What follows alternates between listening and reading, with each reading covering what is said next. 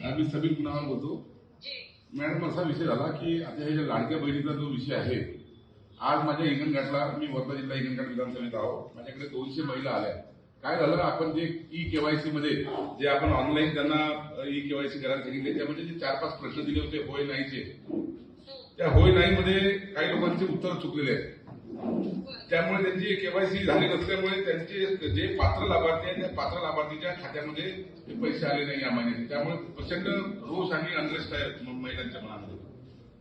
तर याच्यामध्ये माझी विनंती आहे की नव्याने केवायसीचा पुन्हा एकदा हे दिला पाहिजे प्रोफार्मा. काही कॅबिनेटची मंजुरी घ्यावी लागेल, कारण 31 डिसेंबर ही तारीख कॅबिनेटमध्ये ठरली होती. त्यानंतर सीएम सर गेले दावोसला. ते आल्यानंतर मी त्यांच्यासोबत त्याची चर्चा करते आणि कॅबिनेटमध्ये आम्ही त्या पद्धतीनं त्यांच्याकडे हे करतो. पण आधी एक विनंती अशी आहे की जोपर्यंत आता ते हा पूर्ण पुढची केवायसी होत नाही तोपर्यंत तुम्ही ऑगस्ट सप्टेंबरमध्ये जे पैसे पाठवले ते लाडक्या बहिणीला तोच धरून तुम्ही हे नोव्हेंबर डिसेंबरचे पैसे पाठवा. नोव्हेंबर डिसेंबरचे सगळं करून झालं ना. नाही, पण याच्यामध्ये खूप लोक आहेत ना माझ्या.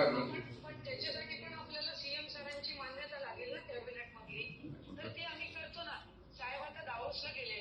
वन्स ही कम्स बॅक, त्याच्यानंतर आम्ही साहेबांना हे करून करतो. माझ्याकडे त्या संदर्भातल्या भरपूर तक्रारी आहेत. आम्ही पण त्याचा प्रस्ताव तयार करतोय. पण त्याला सरांची मान्यता घ्यावी लागेल. तर आपण करतोय. आपण महिलांवर नाही होणार असं पण करतोय. पण याच्यामध्ये केवायसीचा म्हणजे प्रश्नपत्रिका बदलावं लागते, कारण की ती कन्फ्युजन वाली आहे. कन्फ्युजन वाली आहे. साधं सिंपल प्रश्न टाकून आपण केलं पाहिजे. तोपर्यंत यांचे नोव्हेंबरचे पैसे तर नाही आले, ते खूप अनरेस्ट आहे. पुढे आमच्या निवडणुका आहेत, जिल्हा परिषदच्या, जरा प्रत्येक गावात तोच विषय आहे. एवढी विनंती आहे, थोडंसं तुम्ही बोलून घ्या साहेबांची. Thank you madam, thank you.